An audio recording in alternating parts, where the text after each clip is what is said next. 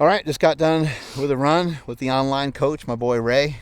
Thank you so much. He gave me a couple tips there at the end to get a little leaner, and hopefully my fat brain can get over, whatever adjustments I need to make to get a little bit leaner. I'm super excited for it. Really cool. Now we're gonna go grab some food. We first thing in the morning, 7 a.m. we hit up a workout with Kenny Williams for anabolic activities and did like a mini podcast / workout there. Then we actually podcasted, and then we just did that run, and now we're going to eat. We're going to grab some poke. Yeah, I don't have any plans to do another bodybuilding show, but I wouldn't rule it out. Like maybe I'd do it on 50 or something. I don't know. Just like. That was already cool that you did that. From your background, going from powerlifting. Yeah. Crossing over. Yeah, that was a lot of fun.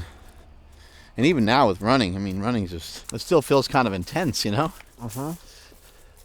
Even though now I've been doing it for a little bit.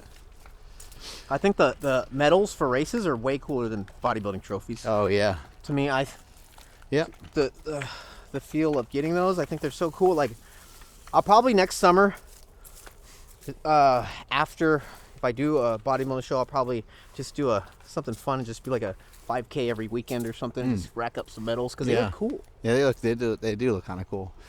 I also think that like 5Ks, trail runs, like there's so many other options. I guess my head is like thinking half marathon, but yeah, the trail runs. There's a lot in Vegas. There's so many, and who the fuck cares about your time on a trail run? Like, I know that the trail runners care, but like if you're new and you're just trying to like get some workouts in, the cool thing about a trail, I think, is you can, you're going to run it still, but you're not going to like, not necessarily trying to get like X time because you have no idea what amount of time you're going to finish in anyway. Yeah, I actually talked to this guy that he's dad that goes to my kid's school. Talked to him at pickup, and I noticed like, you could just tell when someone runs. Yeah. Like, he run? He's like, yeah. And he like trail running. Yeah.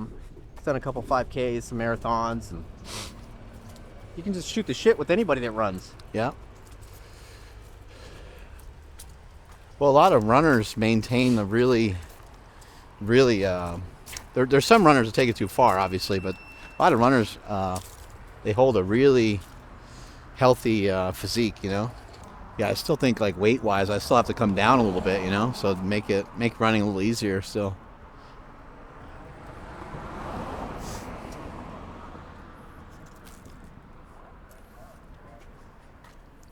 I was actually kind of annoyed. Like, I had some people help me when I first started, and I was kind of annoyed that cut or anything.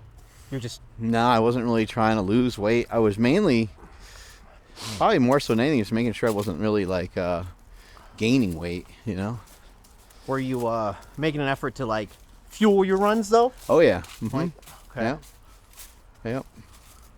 Yeah, that's kind of how I did it when I started running. I just like stayed in my deficit. I kept tracking, so I was like just conveniently getting leaner. Mm-hmm. So I think if you would have done that and kind of just tracked your food and put yourself in a small deficit, it would have just fell into place. And like, I have clients that do that with me all the time. They're like, hey, I'm training for a marathon. I want to get lean, maintain all my muscle, and maintain my performance. And I get them there so easy for me now because I've done it. Especially now that you have experience running. And I know. But that's kind of what I did when I did my powerlifting meets too. I would do it when I'm cutting when I would be under 165. Mm-hmm. So by the time I got to under 165, I was pretty lean, and then like I can compete in that weight class. Because when I'm bulking, I'm like 185, fluffy. It's really interesting the difference between like, training kind of on empty, and the stimulus of that, versus training with like a little bit more of a full tank. Lifting when you're a little heavy and being able to handle more weight, or doing your runs fueled or unfueled. Like sometimes you go out on a run and you feel hollow, like you don't have a ton of energy, and your legs feel kind of heavy, almost at the same time. And you're like, what the hell is this? And I think sometimes that's weight training in combination with maybe you didn't You also just might not be recovered. Might be that simple. But I think a lot of times it has to do with the food. It's just interesting. I wonder how that lands on you versus when you are fueled. You know, let's say you're fueled for a run and you run 10 miles and you run 9-minute mile pace the whole time, and it was just felt like a perfect run. I wonder how that lands on you as opposed to a 10-minute mile pace where you run 10 miles, but you felt like you were dragging the whole time. Not and fueled or fueled? Not fueled. You know what I mean? I've had those. Yeah. Kind of interesting. I wonder, like, I mean, you would think the recovery might be different, and I think it gets so a little more delicate when you're leaner, right? Because you don't have as much stored energy, and you can like.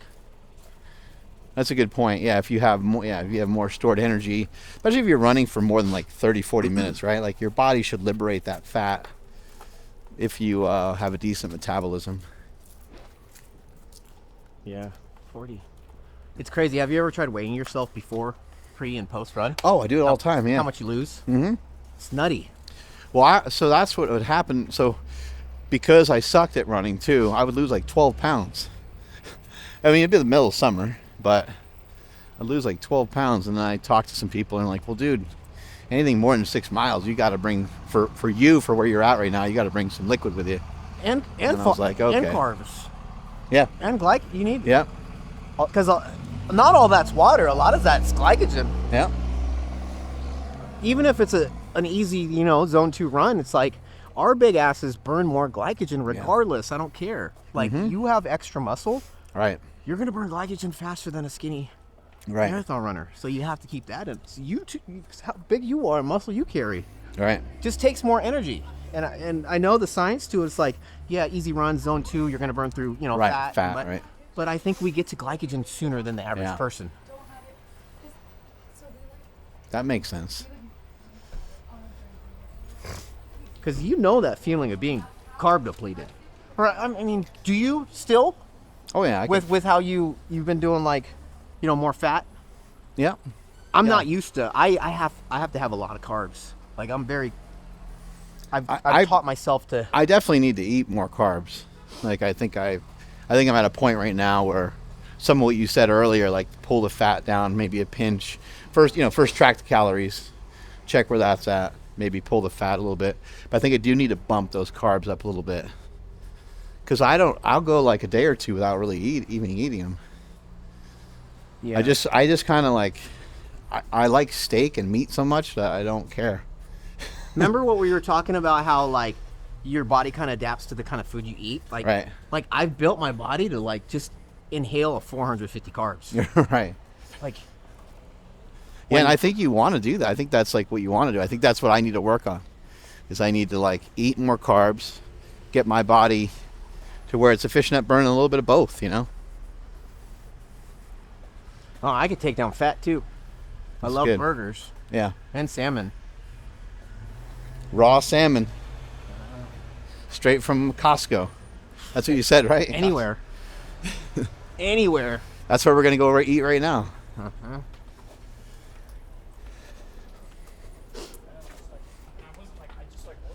Yeah, I think it's interesting how many people I hear. Like, I sometimes even just wonder why people have coaches. Because they're like, I'm like, oh, what did they say, They're like 1 gram per pound for protein. And they're always at the same caloric amount. I'm like, how is everyone at 2,000 calories? It makes no sense. Yeah. And why are you only eating 2,000 calories when you weigh fucking 200 pounds? Uh-huh. I'm like, what are you doing? And like, that's where you're starting? Like, what the fuck? Yeah. You're already going to go down to 1,600 calories? Like, when? Yeah. Like, is this like some Chris Bumstead math or something? Like, I mean, the stuff you hear from guys like that, they're doing something very specific for a very short period of time. And they're pros, It's just like, but yeah, I hear that so often. I'm like, how are you going to be able to do anything off of 2,000 calories?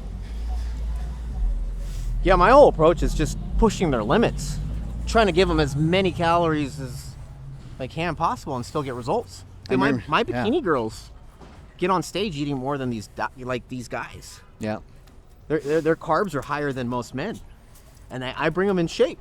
Yeah, when I competed, I had about 3,400 calories a day. So people are like, "Oh man, were you like dying at the end?" I'm like, "No, I never even got to that point. I never even got to like, yes, I got depleted of carbs and stuff, and we carved back up, and we messed around with some stuff like that. But I never like I was never dragging. I never ended up in that category. Here we go, right here.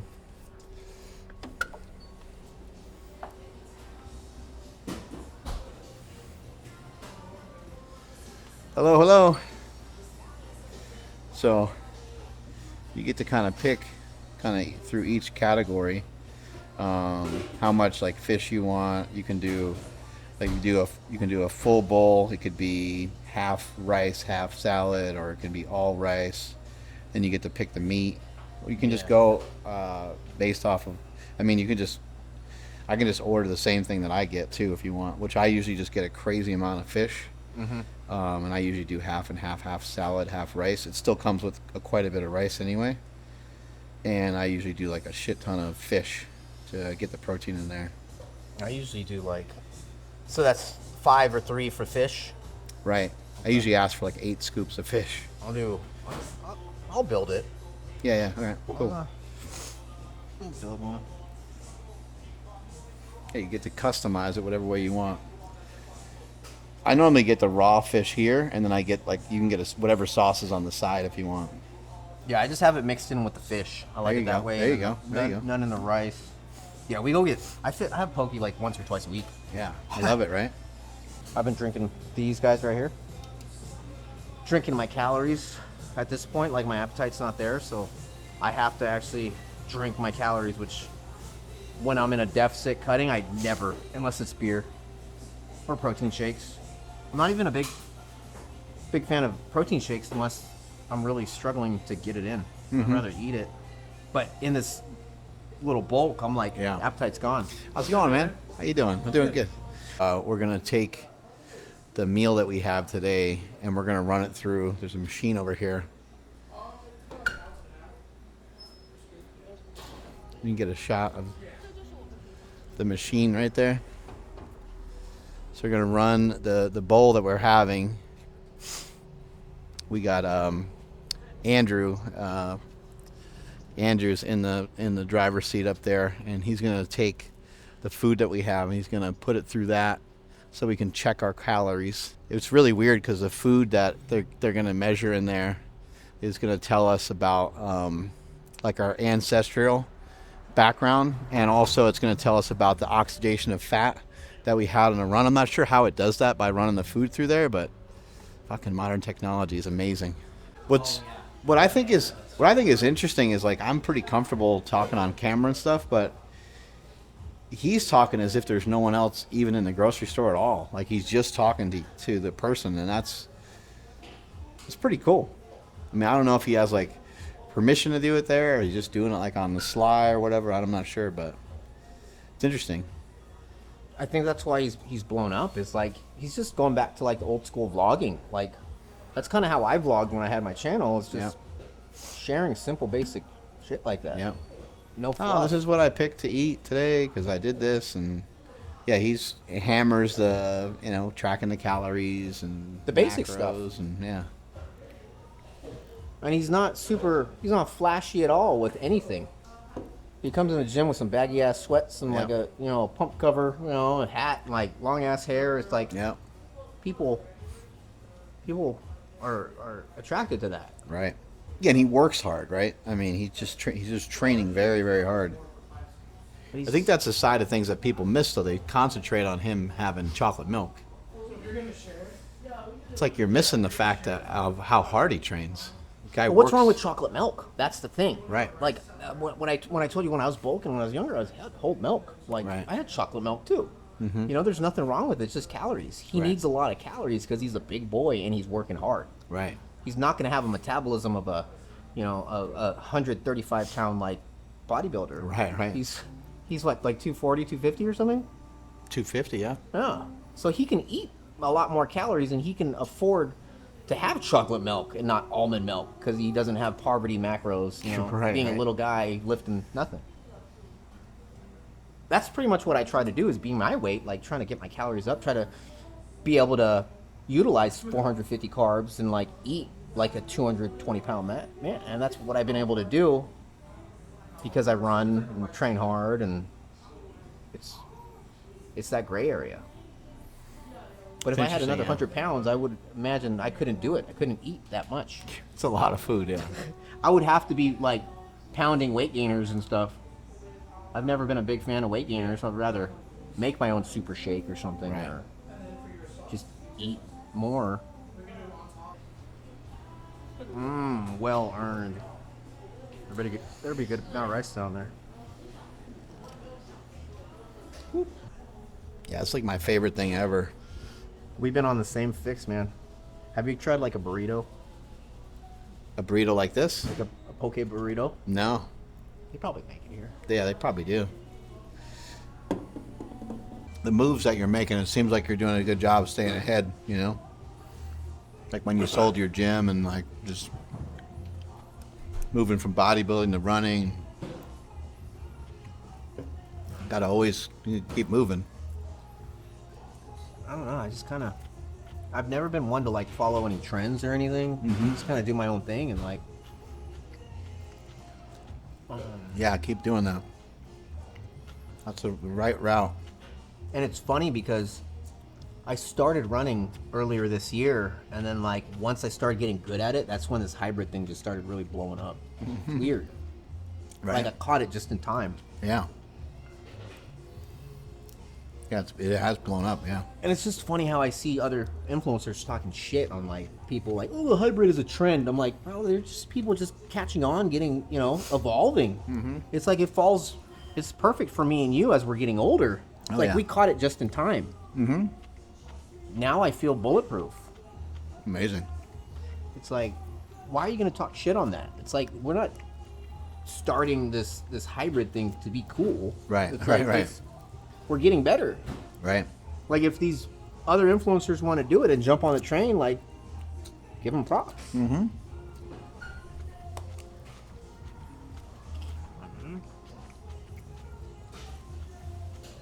Dude, you put freaking peppers in here. I'm a little pussy. I like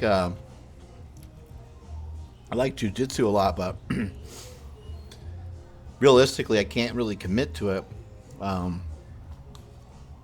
My body would just be a little too beat up. That's what I'm saying. Like, But I'm hoping, like, maybe in the future, I'm hoping that I'll feel a little bit better to be able to do it.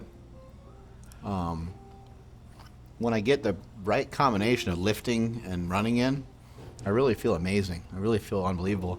I move a lot better. My body just... yeah, I feel. And at that point, I feel like I could go and do some jiu-jitsu. See, that's how I feel with basketball. Like I said, I was telling you, like, I feel good with the running and the lifting, and then I go test my knee and my body for basketball, I'm, like, wrecked. So I think that's what would happen with jiu-jitsu. Like, the mobility, like, Nsima's mobility is, like, next level. Like, he's been working on that shit, like, for a while. I'm like, I think I would get wrecked doing jiu-jitsu, even if I took it super, super, super slow. I think... He looked insane in that video we were watching today.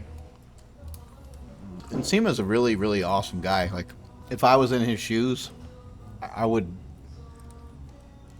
get that shredded again, just for fucking social media purposes. He's never been like, he's never gave a fuck though. That's He why don't we care. He That's doesn't why. care. That's why we became friends, because I was like, But I think that's great, yeah. I'm like, It's great that he doesn't care too much. He cares, but he doesn't care too much, you know?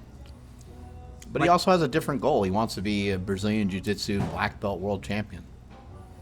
You know, so good. Go get that. Then maybe go back to bodybuilding, you know? He can be a world natural champ in bodybuilding. How old is he now?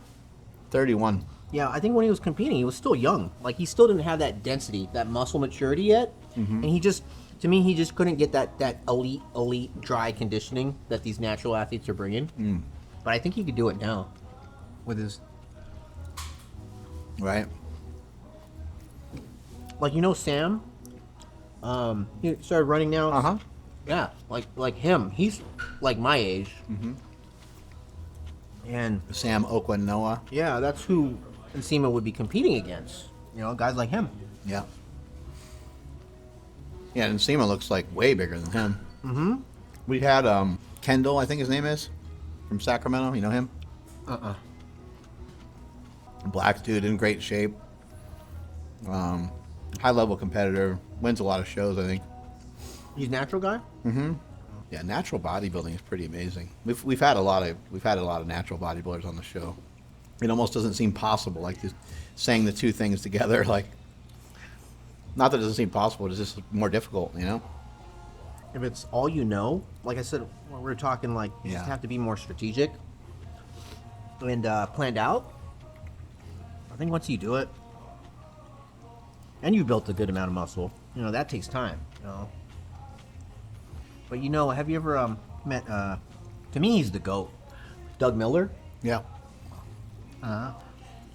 Yeah, Doug Miller. We've had him on the podcast too. He's nutty, but you see how he lifts. Mm-hmm. You deadlift with him, like, and he does like, he trains like a bodybuilder, high reps, but he's strong. 405 for like, I don't know, he did something crazy, right? Like 50 reps or something. That's nuts. Oh yeah, he did. Yeah. But that's how you judge a natural bodybuilder, is how strong he is. Of course, like Doug Miller's gonna be a lot stronger than me, like just looking at the weight, because he's just a bigger guy. Mm-hmm. He's 200 plus pounds when, you know, I'm 160 pounds. Like, just pure weight, he's gonna lift more weight than me. But like pound for pound, that's what you gotta look at, is like how strong a natural bodybuilder is. Like, pound for pound, I'm very confident in how strong I am. Mm-hmm. Especially with the form, the quality of like how I'm moving my reps. Like, can't make something out of nothing, right? So you kind of can if you're enhanced. You could have more muscle mass. You could probably get hypertrophy a little easier. But if you're natural, you probably almost literally need that strength in order to have that amount of mass. Have you ever had Ogus on it? Matt Ogus? No, I never have. I've always wanted to. He's pretty close, isn't he? Isn't he like, he's up north here? Sacramento, yeah. Get him on there. He'll be good. Nsima's good friends with him. Yeah, I don't know what the hang-up is. I've tried to invite him in a couple times. I've always gotten along with him okay, too. I've seen him at shows and stuff. And he's strong. Yep. And he's really nerdy when it comes to progressive overload and still tracking his lifts. So we're on the same page about everything. Yeah. Like, do most of the natural bodybuilders, like, all do it very similar way? They focus on progressive overload and strength, like powerlifting. Mm-hmm. Like the good natural bodybuilders. Almost all of them track, and almost all of them do kind of old school standard. Yeah. Progressive overload, write shit down. That's interesting. It's hard to find a natural bodybuilder that's doing meal plans. They're just it's all tracking macros. Mm-hmm. Yeah, because in like open bodybuilding, the way that they train is so different. The volume, the reps, the sets, a lot of variation. Yeah. I'm not saying the drugs are the only thing that allow the variation, but it seems like it allows for maybe more variation than normal. Yeah. I guess that makes sense, though, too, because there's like hyper responders to lifting, right? There's also hyper responders to drugs. Sometimes the first time someone does cocaine or something, it sends them to the moon and back again, you know?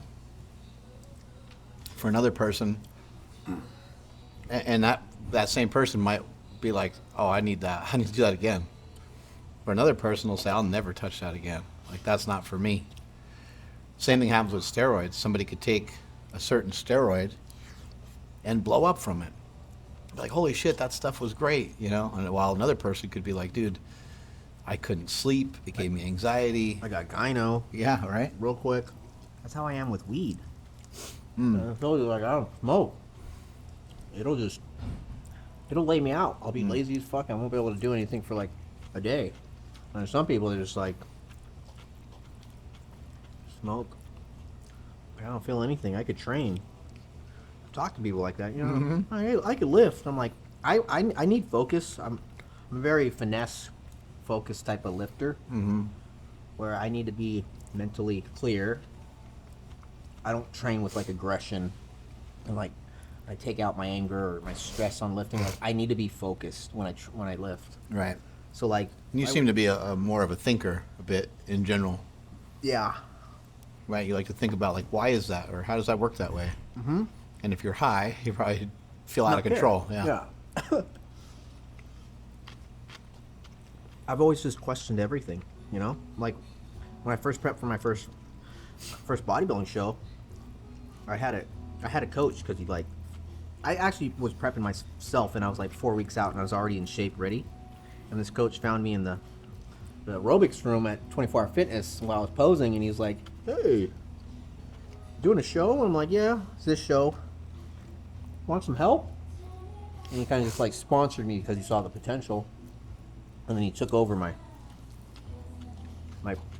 prep, my nutrition and stuff.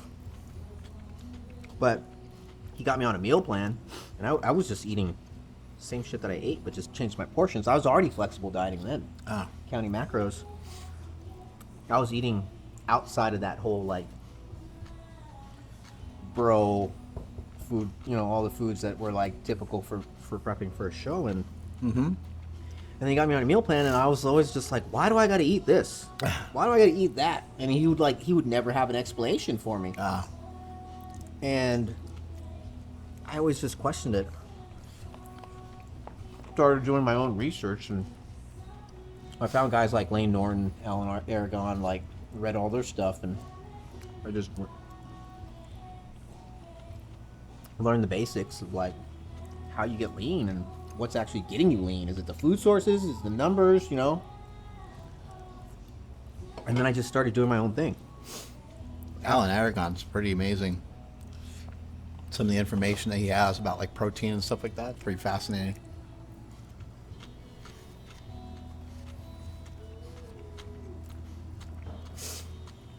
Yeah, I'm starting to, when I first started, well, last time I competed, when we were talking about protein, the stuff that I've been reading now is like I'm prioritizing protein now more. I didn't before. Yeah, so I kind of believe, I have a little bit of a theory on protein. Like, I think that if you lift, I think that protein is like a zero. I think straight protein is a zero in terms of calories. Yeah, I read some. Yeah. And some people are like, but it is kind of undeniable that there is, you know, the thermic effect of food when you do consume protein. It does kind of turn into about half the amount of calories. But I also just think it's like a net zero. When I've looked into it more, the ligaments and tendons of like, say, like your knees and of your ankles and so forth, those proteins in those ligaments and tendons turn over all the time. They turn over like weekly and monthly, and they're being replaced. All of the tissue in your body, all the muscle tissue, it gets replaced supposedly a handful of times a year, like 4 times a year, which I don't know exactly what that means, but it's probably like the amino acids or something like that. But you hear stuff like that, and you're like, oh my god. And so I started thinking more of like, maybe protein isn't really an energy source at all. I know it can turn into an energy source. I know that it can turn into like a sugar. It can turn into a carbohydrate. I know that you can use amino acids for energy. But that's in like desperate situations where the body, it's not because you eat protein that you turn protein into carbs.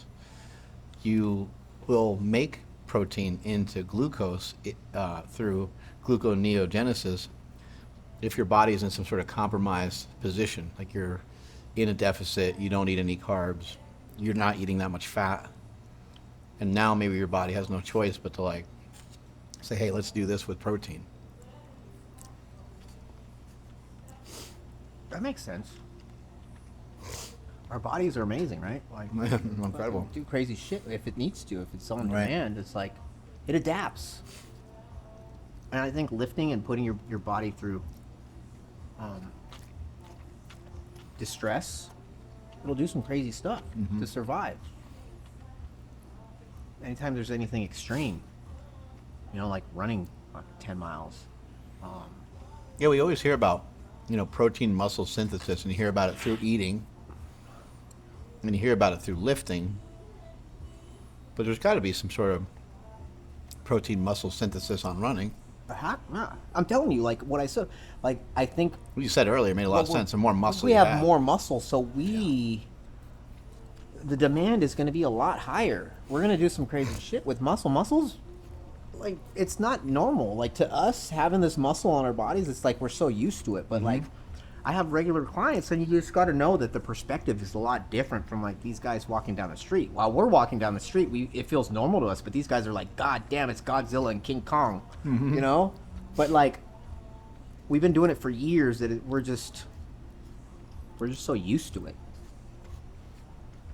But it took a lot of work to add that tissue onto our body. So I think there has to be a lot of different factors that come into play when we put our body in distress, like running 10 miles, running 6 miles, and like lifting to failure, and then what we require to recover and get out of that distress.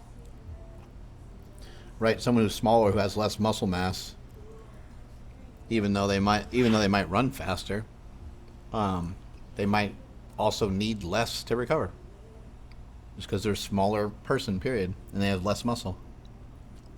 It's just like a car, man. Like different power in cars. Takes a certain amount of parts to move that engine. There's there's that Subaru right there. It's not natty. That's a turbo. Versus that Honda CR-V behind it. Oh yeah.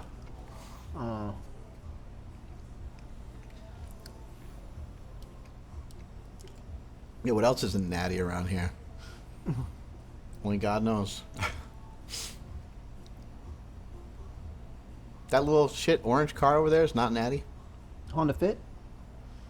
Yeah, that's natty. There's a Subaru here. Oh, it's Subaru. It has a turbo. Not natty is having a turbo. So being like naturally aspirated would be like, it's a good car, like Corvette. That's not supercharged. Supercharged or turbo, that's not natty. Our brother's in Florida right now, and he said everyone's got a Corvette. Like, hilarious.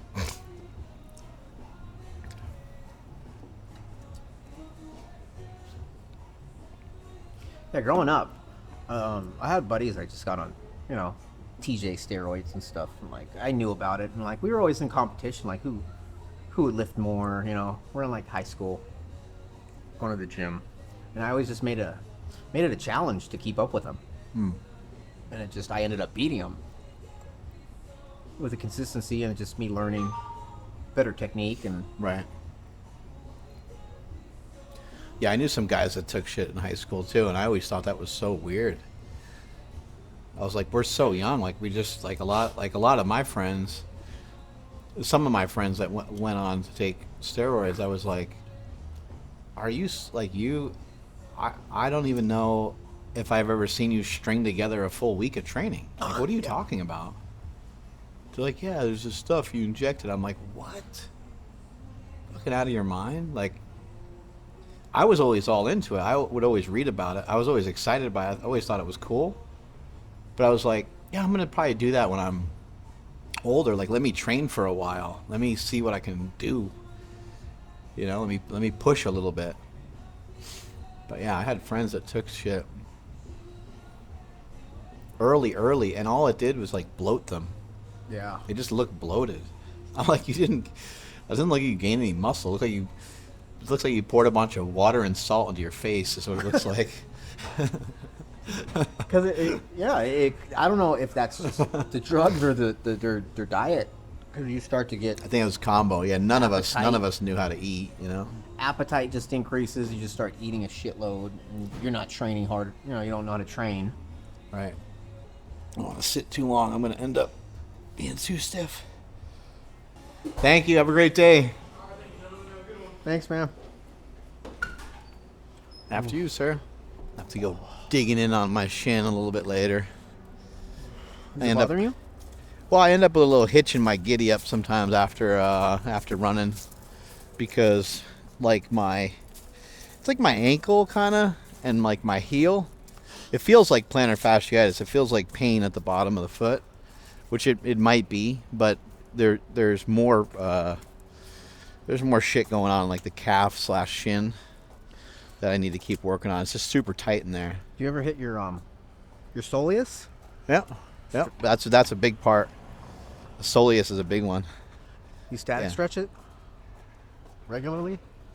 That's I don't stretch it. But I probably really need to. Tight, like yeah.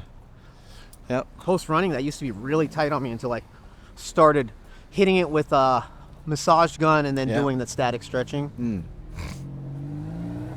Get it to open up a little bit. I get some body work done here and there, and that helps. Have like some massage therapy kind of thing. I got a guy who does some really good stuff. He's a runner too, which is nice. You come to your house? He will. He'll come to my house, or sometimes I go to him up in Sacramento. But yeah, he does great work, and he's run a couple marathons and stuff too.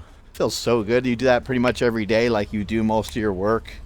You don't eat a whole lot, and then when your work is done and you get to see your family, that's when you chow down and fill up. Yeah, I do that same thing every day, pretty much. I haven't ran more than 4 miles the past 2 weeks.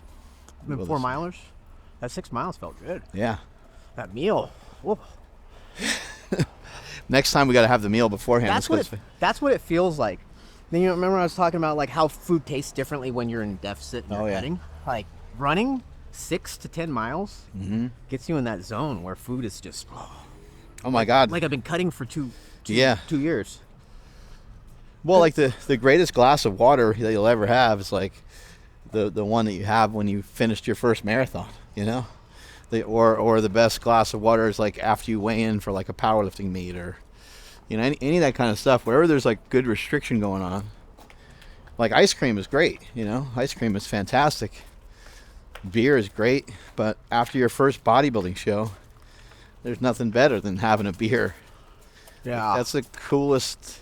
I don't even like beer. I loved it after my bodybuilding show. See, I love beer and I don't like it as much anymore. Yeah. Because of running. Yeah. Because the hydration.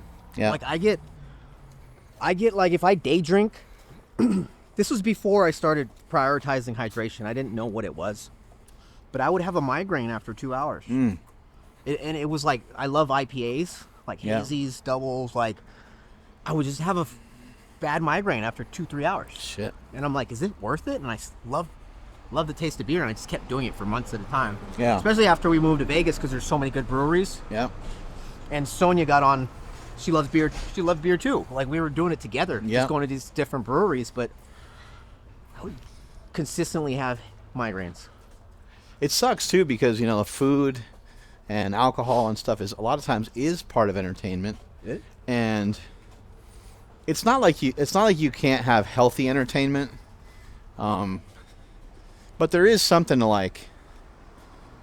It's just different. Like if you and I ran, and we had the expectation of having a beer afterwards, it's just different than. It's different than what we did today, slightly. It's just a little different. It just kind of sucks though sometimes that there's these things that you have to like cut back or cut out in order to make room for other stuff. But the other stuff is like, obviously you care more about running than you do drinking. Otherwise, you would have just like been like, oh yeah, I only run like twice a week because I love to drink 4 or 5 days a week. You know what I mean? Like you obviously love running enough to make room for it. Yeah. The last time I drank, I was just like, I don't even know why I even bother doing this anymore. Like that's kind of where I'm at. I'm like, it just seems like it is nice. It does relax me, which is nice, because not that I'm like amped up all the time, but I'm like this all day. I'm like pretty fired up and pretty excited to do shit all day. Yeah. And for me to like totally relax, about 2 glasses of wine or 3 or 4 beers, that puts me like right in the right spot. Do you feel like shit the next day? Do you feel a difference? Or? No, I never. I've never gotten myself into a position where I end up drinking like that much to where I feel it the next day. There's actually some studies. I'll send you this video. Chris Masterdon, I don't know if you ever heard of him, but he's a guy that studies nutrition quite a bit. And he did this deep dive on alcohol. It's really interesting. He's talking about a lot of pros and cons, but the pros is really interesting is that people that have I think it's 1 to 3 things of alcohol, I forget what they were saying, whether it was wine or beer or whatever, they tend to live longer. And what he was sharing was he's like, look, there's not a study that shows that alcohol is potentially a healthier option for you to have for longevity.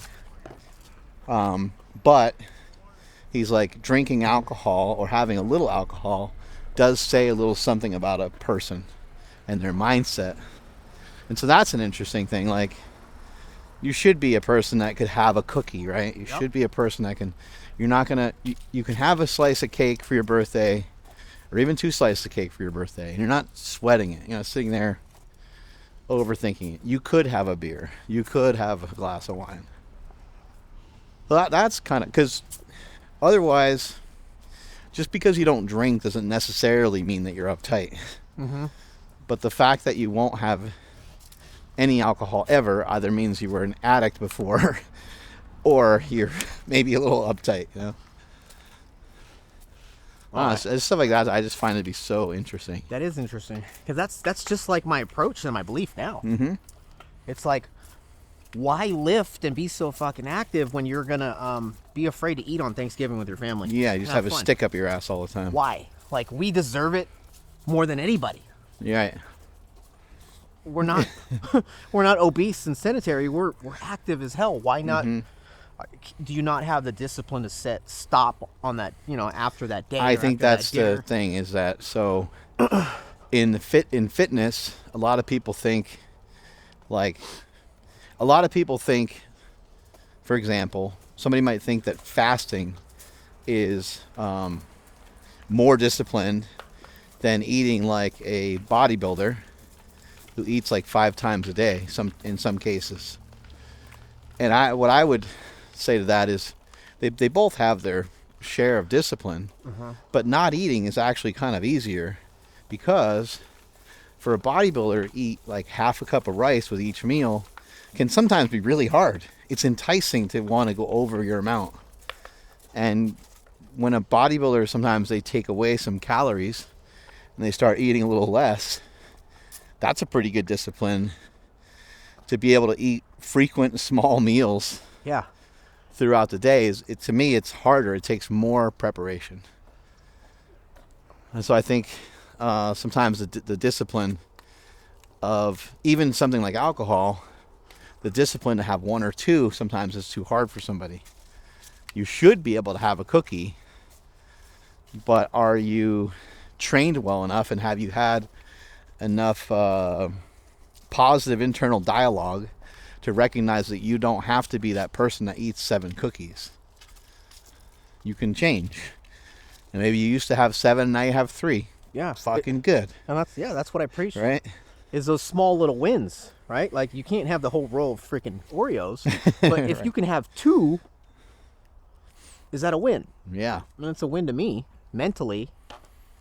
But if you do it right, and I think a lot of that comes from how your approach with dieting. If you're super aggressive with your deficit, you're not going to be able to have that discipline, because you're digging way too hard and Right. your calories are way too low. You can't tease yourself with that in your face and have 2. Right. But if your approach to your cut, your deficit is very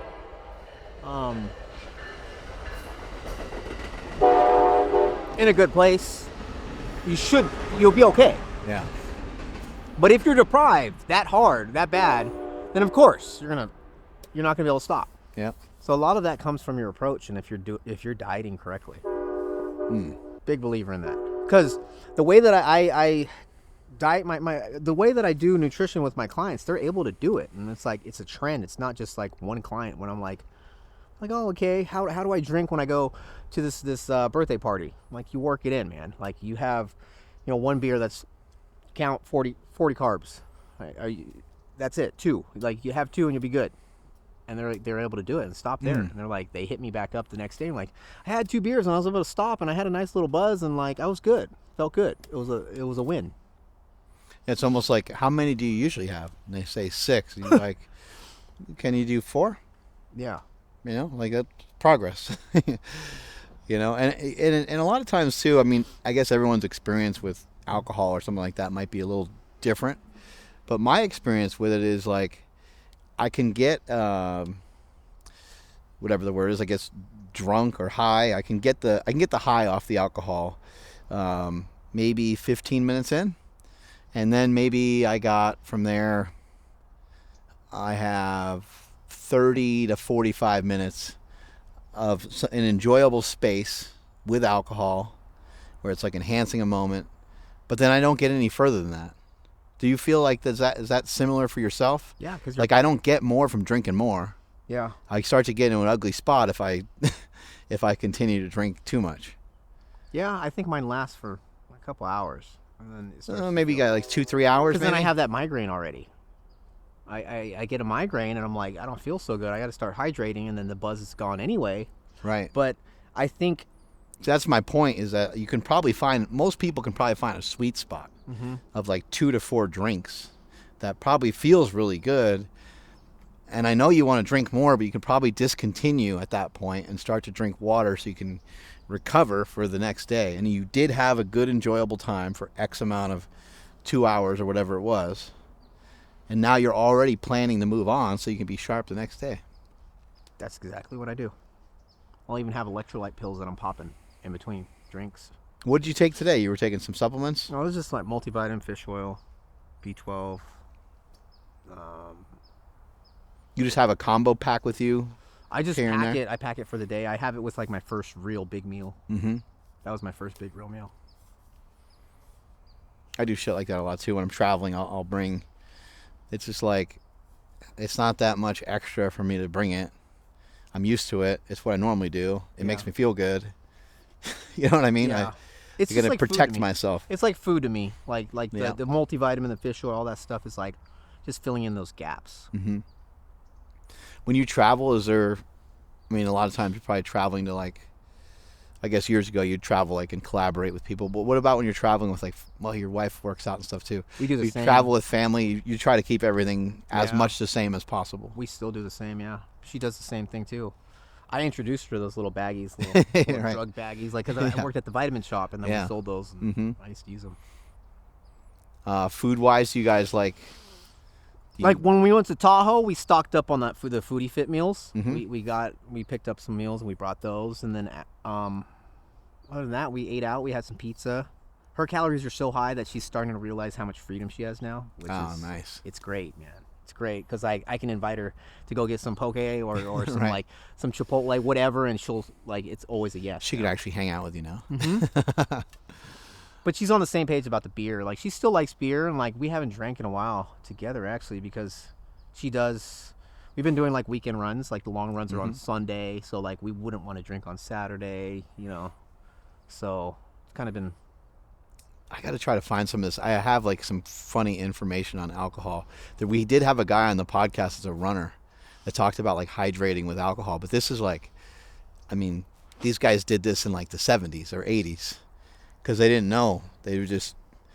But I do think that there's like some information that can be hydrating, but the second that you go over like having 1 or 2, it goes all to hell, I think is what it was. But I'll try to look it up. 1 beer, I don't do it very often, but sometimes I'll just like, I'll meet up with a friend for like lunch and I'll like, oh, fuck it, I'll have 1 beer. That's probably the best I've ever felt because like I'm buzzed and it's like a good time. Yeah. And then I go home and hydrate and I'm like, it's almost like I didn't drink. Right. Which is crazy. That's a win. Yeah. All right, man. Well, thank you so much. I appreciate it. Appreciate you. Man. Take us on out of here. Tell us where people can find you.